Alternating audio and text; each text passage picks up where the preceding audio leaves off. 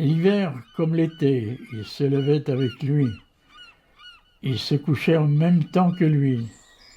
Il ne fermait jamais ni les persiennes, ni les rideaux des fenêtres de sa chambre, et c'étaient les premiers rayons du soleil qui le réveillaient et l'appelaient. Aussitôt levé, il mangeait une andouillette grillée, buvait un verre de vin blanc, allumait une cigarette et allait se mettre au travail.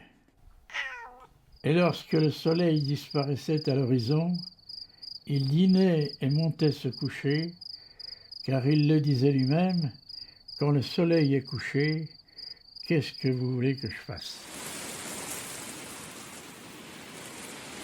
La première partie de sa vie, il était inconnu, il se cherchait et il essayait de trouver des débouchés, mais enfin c'était à la petite semaine qui vendait de temps en temps des tableaux. La peinture de Claude Monet nous transmet des impressions.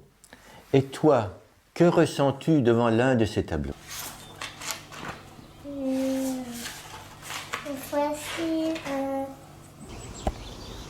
Eh bien moi j'ai choisi le premier tableau de ce livre et comme par hasard il évoque quoi? La nature. Donc il y a de l'espace et moi j'aime bien quand il y a de l'espace parce que c'est tranquille, on peut courir partout et moi j'aime bien courir, j'aime bien me dépenser. Pas peur, pas peur. Oui. On ramassait les feuilles, différentes feuilles, et on les montrait à la maîtresse et ensuite on les peignait. J'écoute les oiseaux chanter, je regarde le ciel, je regarde la rivière qui coule. Impressionniste, c'est d'abord un grand observateur de la nature.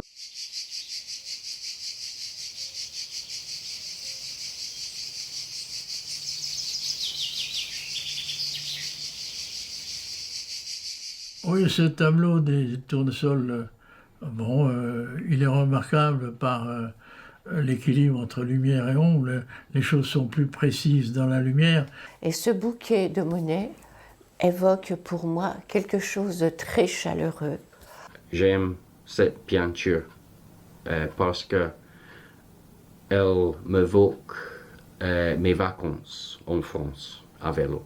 Ce tableau, Terrasse à Sainte-Adresse, me rappelle les vacances en Italie au bord du lac Majeur. L'eau vert émeraude, les drapeaux qui claquent au vent, les gens qui se prélassent et sont détendus. Tout cela évoque le temps des vacances. Et ce tableau représente Étretat avec la mer agitée. Ce n'est pas une plage où il y a des touristes. Je pense que ces pêcheurs, ils regardent la mer, ils doivent penser, se dire, aujourd'hui on ne peut pas travailler. Quand je suis au bord de la mer, je pense toujours à ce qu'il y a en face. À Étretat, je pense à l'Angleterre qui est au loin. Pour les Anglais, pour moi, et donc bien évidemment je suis très anglais, j'ai choisi le déjeuner. The difference between the French and the English is that we can't spend past 2 hours having lunch from Monday to Friday because it's too long. En 1877, Monet peint 12 toiles de la gare Saint-Lazare. Le train est une véritable révolution. Il pouvait transporter ses peintures lui-même en différents lieux. Et ça, pour eux, c'était magique.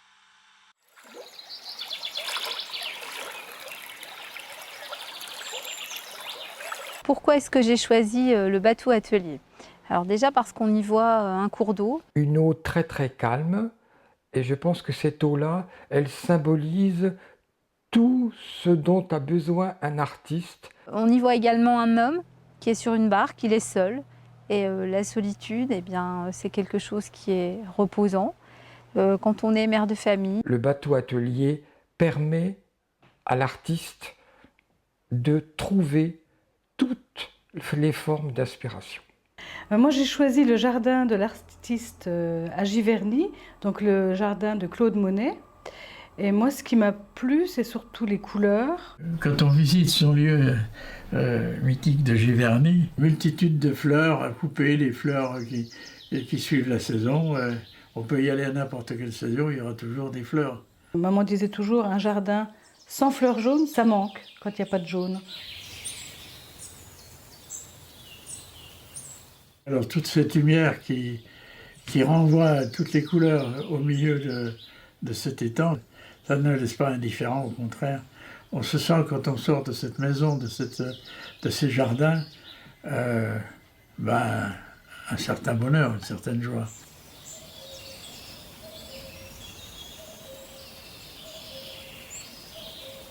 Ce tableau, il m'évoque le souvenir de l'enfance. On a comme l'impression que cette femme qui semble plutôt âgée regarde vers le bas en ayant une nostalgie, en pensant à son passé, à son enfance aussi. Et donc je trouve que ça évoque aussi la situation actuelle des personnes âgées qui sont souvent seules chez elles. Eh bien parce que je trouve que c'est une énigme. Cette dame regarde de l'intérieur vers l'extérieur ou inversement. On ne le sait pas. Ce qu'il y a de sûr, c'est qu'elle regarde avec intensité quelque chose qui nous est inconnu. Puis ce tableau me met un petit peu mal à l'aise. Parce qu'on a l'impression que Camille, petit à petit, disparaît dans son lit. On voit à peine les traits de son visage. Camille, épouse de Claude Monet, s'éteint à l'âge de 32 ans, lui laissant un fils, Jean.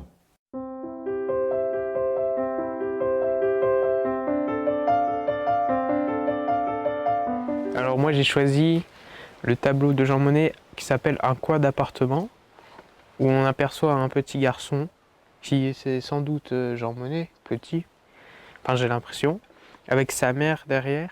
Un tableau qui représente exactement son époque et on voit bien que la nôtre a bien changé. Ça rappelle beaucoup mon enfance, les champs peuplés de coquelicots, entre autres cultures. Aujourd'hui, on ne voit plus beaucoup de champs de ce type-là, puisque les produits permettent de les supprimer, mais sûrement qu'on y reviendra un jour et que les champs sont un peu plus naturels que ce qu'on peut voir aujourd'hui.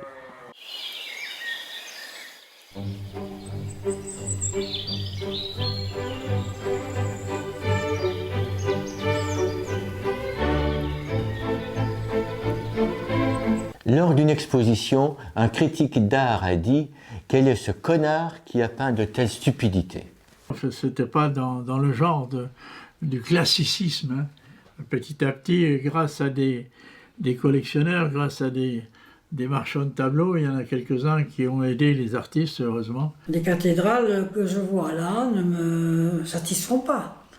N'en déduisez pas, s'il vous plaît, parce que devant une peinture de Monet, vous êtes déconcerté. Pas irréelles, mais comme si elles étaient effacées, parce qu'elles sont trop floues. Que cette toile que vous regardez est ratée. Il avait loué un appartement en face de la cathédrale pour la peindre. C'est certainement l'œuvre la plus complète par le nombre de réalisations. C'est quand même la naissance de l'impressionnisme. Hein. Il m'arrivait de confondre Monet et Manet. J'ai choisi le tableau de la japonaise et sur sa robe rouge, il y a des visages un peu abstraits, un peu surréalistes qui me font énormément penser donc à la peinture de Salvatore Dali. Dali, la nuit, ça rime, et Monet, pour moi, c'est vraiment la vie, c'est le jour, c'est l'espoir.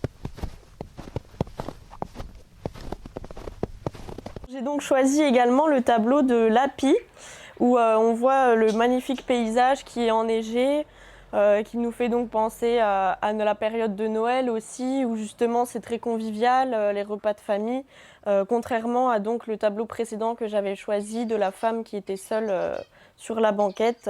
Un détail sur la technique des peintres impressionnistes, ils n'utilisaient jamais la couleur noire.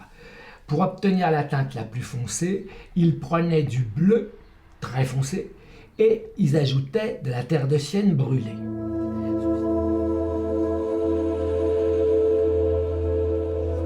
On jouait sur la lumière, on jouait sur les oppositions, sur les contrastes. C'était la peinture de plein air aussi. Jusque-là, on ne s'aventurait pas trop en plein air avec ses pinceaux et son matériel. Ce que j'aime bien, c'est qu'il n'y a pas de ligne, il n'y a pas vraiment de contour. Et on a l'impression d'une vision globale des choses. Ces nymphéas, il les a déclinés suivant la lumière du jour, suivant l'heure du jour, suivant l'état où il était. Et je le rapprocherai un peu du théâtre. Je dirais que suivant l'état où on est, au théâtre ou dans la relation à l'autre, c'est jamais la même chose. Clémenceau était un ami de Monet et dans des moments de découragement, Clémenceau savait le requinquer. Et quand à un moment, il a failli perdre la vue, il fallait qu'il soit opéré de la cataracte. Je détruis tout ce qui est passable. Est-ce l'âge? Est-ce la vision défectueuse? L'un et l'autre, certainement. Mais c'est surtout la vision. Il ne pouvait plus voir les couleurs, il ne pouvait plus rien observer. Il a travaillé, disons, un peu comme un aveugle.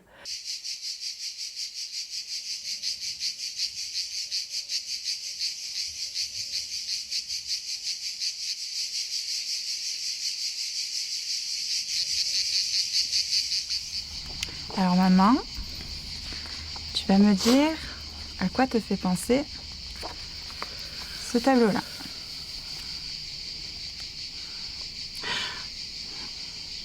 Oui, quand tu étais petite, au jardin Espérance où vous êtes née, non? J'ai fait un retour en enfance avec celui-là parce qu'on voit en arrière-plan aussi une personne un peu floue, mais avec du blanc au niveau de la tête. Ma grand-mère qui avait des cheveux courts et blancs. Et on dirait même un petit garçon.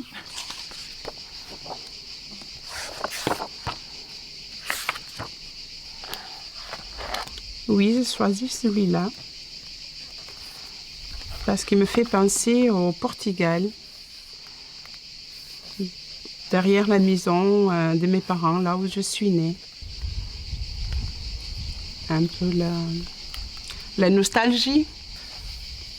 Ben parce que c'est un peu ma vie, une partie de ma vie, mes racines aussi.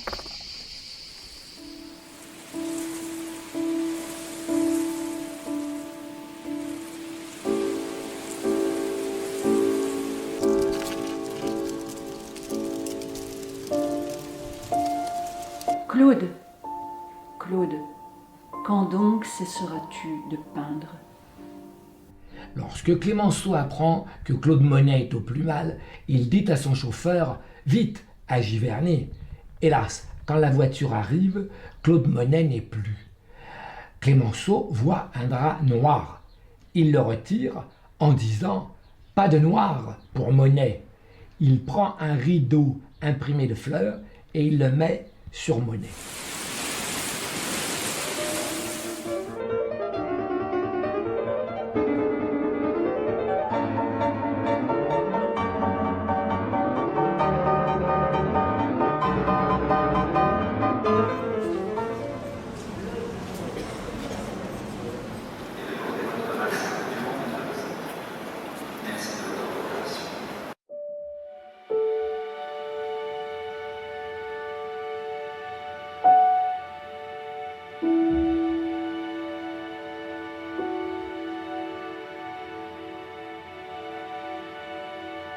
Je n'ai que le mérite d'avoir peint directement devant la nature en cherchant à rendre mes impressions devant les effets les plus fugitifs.